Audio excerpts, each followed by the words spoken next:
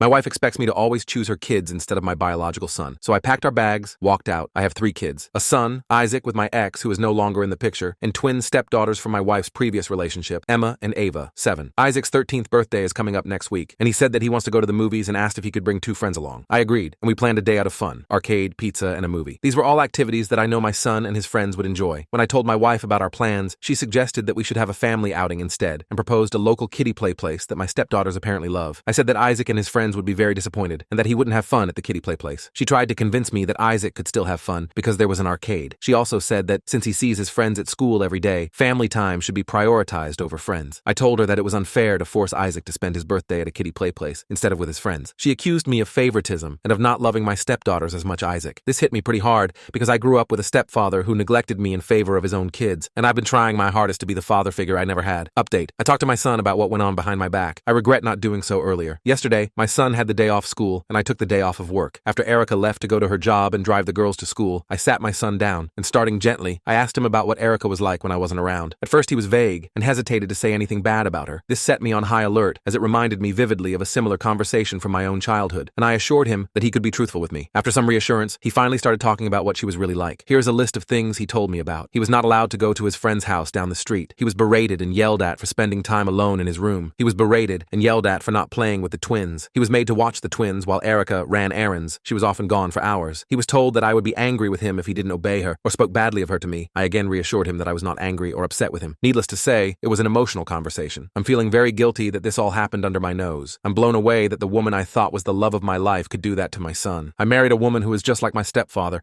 and I don't know how to come to terms with this. We went out to lunch to wind down and spend some more quality time together. When we got back, I had him pack a suitcase in case we had to leave. I also packed a suitcase. I was so furious with Erica, I never wanted to see her again. More importantly, I never wanted her in the same house as my son. Erica arrived home with the twins and was shocked to see me waiting for her at the table. I sent the twins to their rooms and gestured for her to sit down. I confronted her about her treatment of my son. At first, she tried to say that he was making things up for attention, that he was jealous of the twins for getting some of my love. I shut her down. She then pivoted to the "he's older, so he needs to sacrifice for his younger sister's" angle, which I also shut down. As a last-ditch effort, she again accused me of not loving the twins. I got really angry at her then because she was using my childhood trauma to manipulate me. In the end, she admitted to favoring her daughters, but said that it wasn't wrong because every mother has their own kid's best interests at heart, and why would I care about a kid who isn't mine? My blood ran ice cold. I texted my son to get his suitcase and get to the car, and calmly told her that she could expect to be contacted by a divorce lawyer soon. I'm staying with my son in a hotel right now, and looking at apartments, divorce lawyers, and child therapists in our area. I'm angry, I'm sad, but mostly I'm disappointed in myself for letting it go on for so long. I hope my son can forgive me one day, even though I'm sure I don't deserve it. I wish the best for your daughters, but screw you, Erica.